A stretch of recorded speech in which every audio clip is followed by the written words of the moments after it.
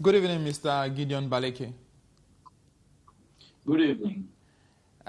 It's a pleasure having you on the set of Dash News tonight. We'll be talking about the CENI, which is the Electoral Commission of the DRC, and of course, which has had at its head a new person.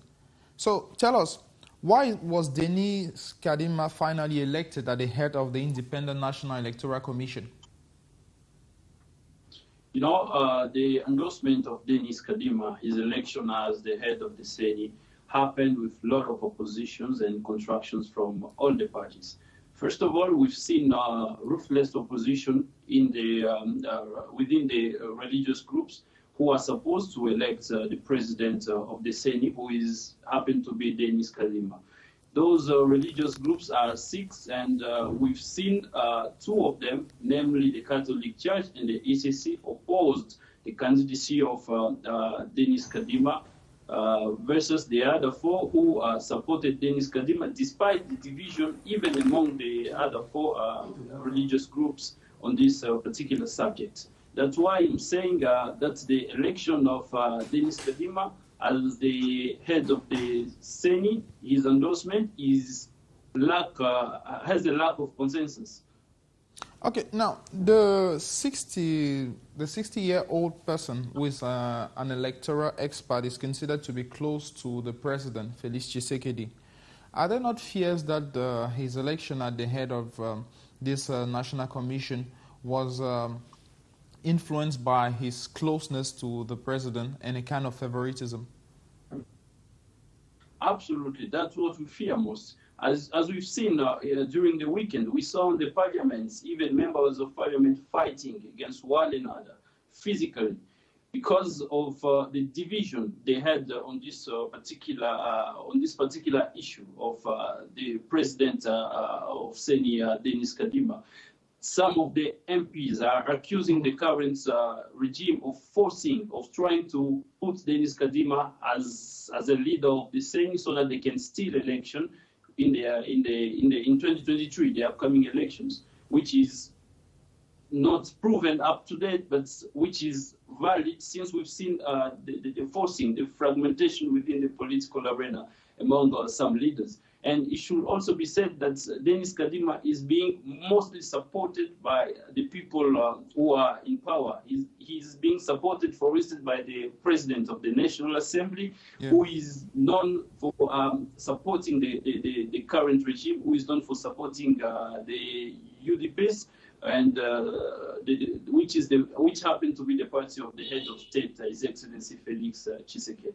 Yeah, though the opposition party and a good number of persons within the National Assembly are decrying the election of Denis Kadima, we noticed that one of the pro-Moise Katumbi MPs had a position, and that of a protractor within the CENI.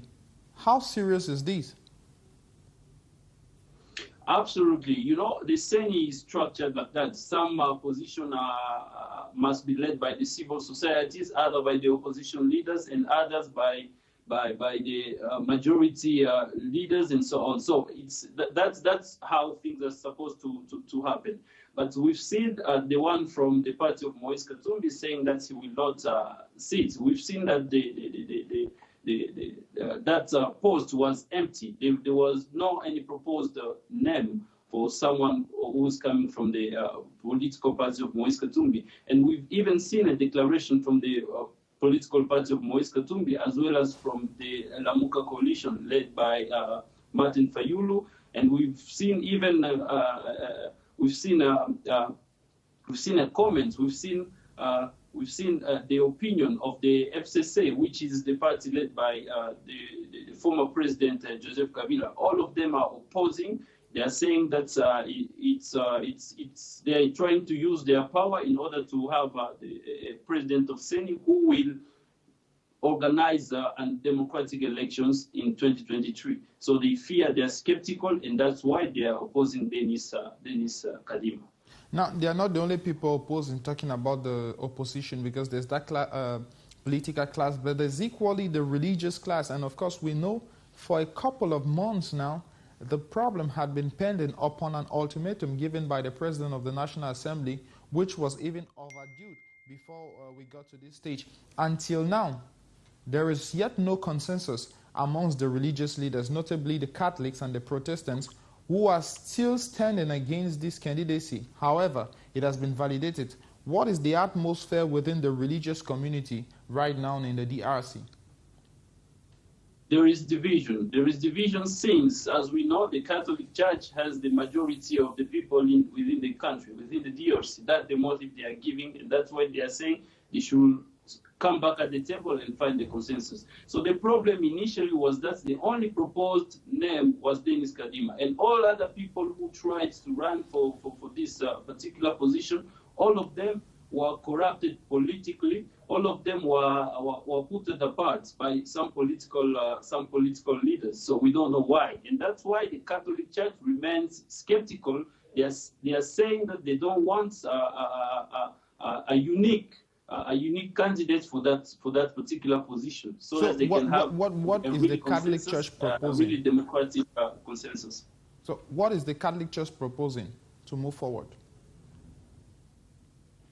Okay, we should have at least 3 candidates on that particular position of the head of the CENI.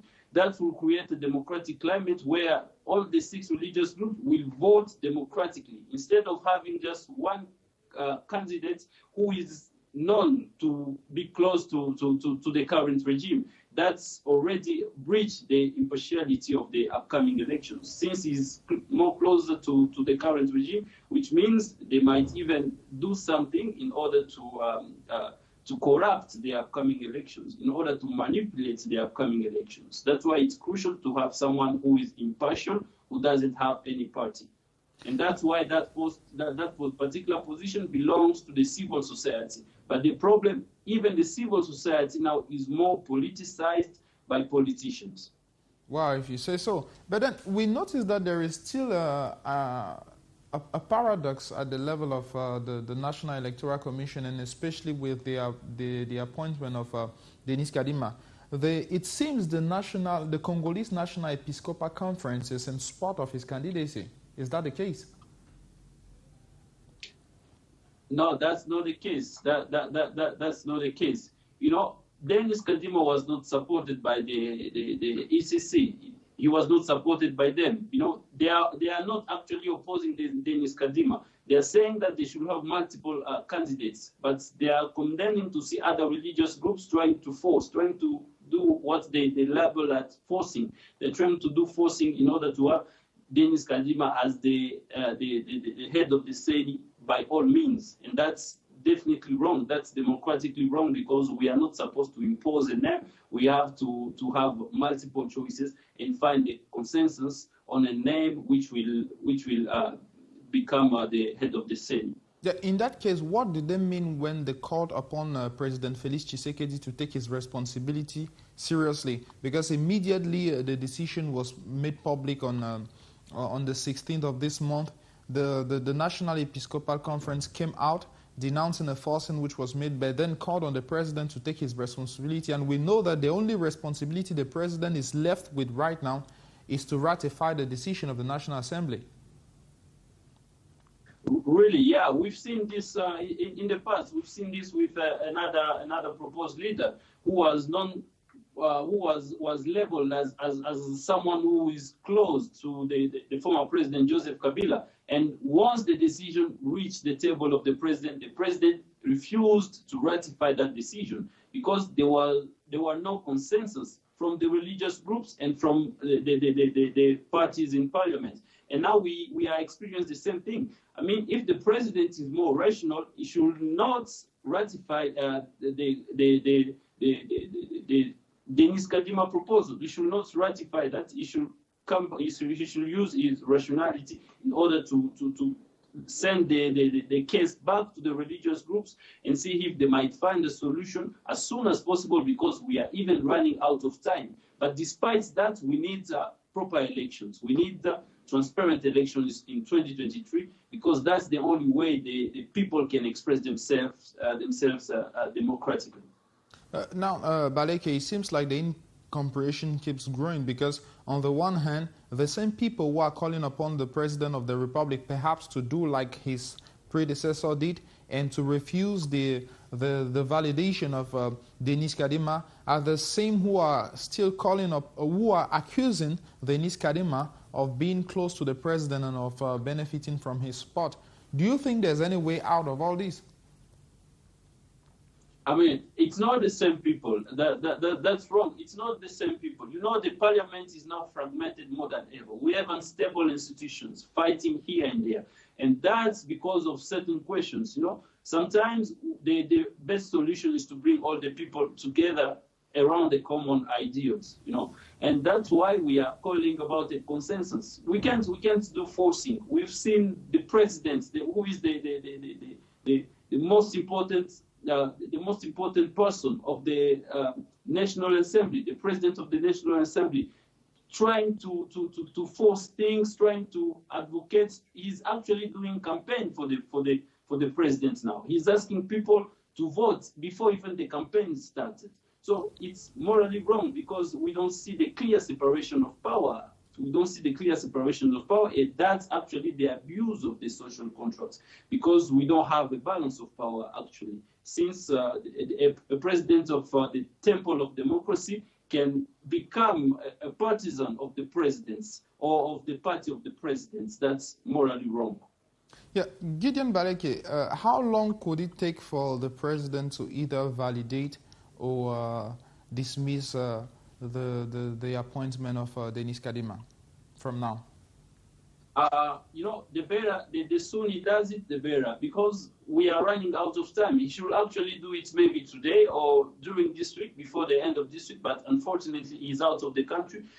We hope once he's back to the DRC, he will definitely do it, because it's an urgent question, and we call upon the president to be rational on this particular case. He has to be rational. He has to use his power as the protector of the Congolese laws and the foundation of the cohesion of the nation. So, Baleke, what are the strengths and the weaknesses of Denis Kadima, if ever the president had to ratify the decision concerning his appointment at the head of the National Electoral Commission? No, Denis Kadima is a qualified person. You know, we don't oppose Denis Kadima, but we oppose the way he was elected. We oppose the procedure which was followed, which is unconstitutional. The procedure which was followed by the institutions which are supposed to elect him. For instance, what we've seen from the religious groups, it's unbelievable. Divisions, even among the other four religious groups, we've seen division among them. So we don't oppose Denis Kadima. He's a technocrat. He has capacity, but we oppose the way he was elected. We oppose the way he was endorsed by others. Denis Kadima has the capacity to lead to lead the CENI. He has the capacity to do that. We agree on that 100%. But here it's about impartiality. You have to be at the middle. You have to be neutral. You don't have to be more close to the head of state or to the parts of the head of state. That's why we are saying we need someone who is impartial, someone who is in the middle. But he's competent. He has the capacity. But we need that impartiality as well. It's not only about the competency, it's all about the integrity as well of the upcoming elections. Well, definitely he'll have the opportunity to prove his integrity if ever the president should ratify that. Now we want to find out from you, how easy or how difficult is his job going to be? Because the DRC is presently going through a good number of crises. We want to note that ever since President Felix Tshisekedi declared a state of siege a few months ago, he later on postponed it till today. We still have ills going on in the country's east, and especially in places like the North Kivu and Ituri provinces. How difficult is the work of Denis Kadima going to be to federate all the people of the Democratic Republic of Congo, especially with the upcoming elections of 2023? That will be one of the major challenges, as we've seen in 2016, 2018, people from Beni didn't vote because of instability in that particular area. And today, both provinces, North Kivu and Ituri, are under the state of siege. So we should find solution. We should find solution. I mean, that's the work of the upcoming CENI committee. They should find solution in order to help those people to vote and express themselves through elections, because it's important. It's important in democracy. They have to vote their leaders. They have to vote people who will represent them, people who will fight for them, and people who will fight for their ideals in order to have peace and development in that particular region. The crisis have been going on. We've seen killings increasing, but at the end of the day, we have to acknowledge that the state of siege, which was implemented by His Excellency Felix Tshisekedi, has to be restructured. We have to be re-strategized. We need to put new strategies in place in order to make the state of siege effective. Because at the end of the day, we all want peace, but we have differences in techniques or in strategies used in order to attain that peace. We need peace, and I feel like the president should put new strategies in place in order to create a condition of peace. And among those strategies is to put to put more reinforcements into the army, to reform our army. Though it's a continuous program. It's something which can happen on a day, but we ask him to do such kind of reforms inside the army to create good conditions, economic conditions in those regions affected by rebel groups and so on. So it's a lot of work. But we hope that with good strategies, we can at least see hope and see attain peace in that region again.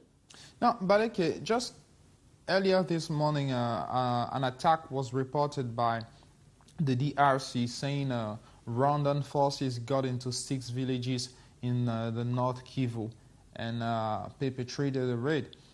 Though for the moment no deaths have been declared. That information is confirmed by the army of the DRC. Absolutely, that was a confirmed information.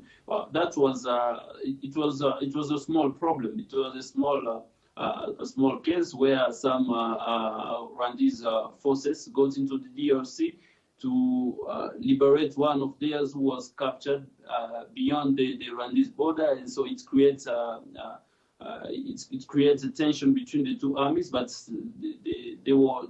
we have no death recorded and so on. But we're pretty sure that it's not a big case. It's not a big case, though the Rwandese army has played an important role in the stabilization of the Eastern DRC. But now I strongly encourage our army. I strongly encourage and I strongly praise the work they are doing in the eastern parts each single day in order to secure our borders and in order to prevent incursions from external armies. At the end of the day, we have to protect our sovereignty, and if someone gets into our territory, therefore he is declared immediately an enemy of the Congolese, and we have the right and duty to retaliate. We have the rights and duty to protect our land and our people.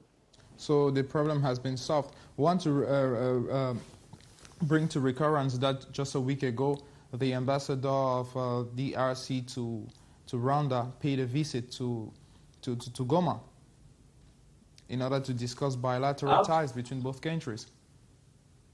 Absolutely. We have strong bilateral ties with Rwanda, commerce and so on. People who live in the Eastern DRC, they trade between them. People who live in Goma and Bukavu, those cities, they have strong relationship. And we don't have a problem with Rwanda, but we have a problem with the external policy on Rwanda in DRC. We have the problem with those operations the Rwandese armies are doing secretly in the DRC. And that's why we are saying that we need to protect our sovereignty, we need to protect our land. If they come into our territory, they will find us and we will fight against them, because that's the abuse of our territory. You'll never see Congolese armies getting into the Rwandese territory and do whatever they are doing in our country, in our land. So we have to protect our territory. Though we have a strong economic ties with Rwanda, we have good relationship with the great people of Rwanda. They are great people. Despite all that, we strongly condemn the foreign policy of Rwanda in the DRC. Now, one last question before we close this exchange with you, Gedeon Baleke. With all of this that is happening, the difficulties in the North Kivu and in the Ituri and this recent attack, are these not signs that Felix Tshisekedi is not well placed for the upcoming elections to take place in 2023? And of course, the problems within the CENI. The answer lies in the hands of the people. They will decide in the pool in 2023. I can't say that for now. It's up to the people to show massively and to decide in the pool. If they see that the president was not effective, they will sanction him. If they see that the president was effective, they will actually vote for him. But Gedeon, we have a people who do not believe in the Independent National Electoral Commission. They've been manifesting. We know about Lamoka. We know about all the other manifestations spurred up by Moïse Katumbi and the Martin Fayulus and all of that. And we have these problems of insecurity which are perpetrating and persistent in the country, just owing to the fact that the electoral system does not seem credible to the people. How would they go to the votes to vote for the incumbent president? They will definitely vote, and that's why we are asking for a consensus. We need people to show massively and vote for their leaders. The problem is not only the head of state. We have a strong crisis of leadership. When you look at the parliament, the National Assembly, many MPs who are representing the people are not representing them effectively. We need strong reforms, and strong reforms we need to have people who are conscious. Who are conscious about the situation, who are conscious about everything happening in the country. And the only ways people can sanction or they can reward politicians democratically is through the pool. So they have to show massively in the upcoming elections. On the Denis Kadima situation, on the CENI situation, we are calling we still have time. We are calling on our leaders to create a consensus where we will have leaders who are impartial and who will offer us credible elections. We don't want to contest this time. We don't want to see people dying in the street fighting because we had fraudulent elections. We want peaceful elections. We want elections which are fair and independent. That's why we need people who are neutral as the heads of that institution. Thank you very much, Gedeon Baleke. It was a pleasure having you on the set of Dash News to speak about the situation that is presently prevailing in the DRC, especially at the level of the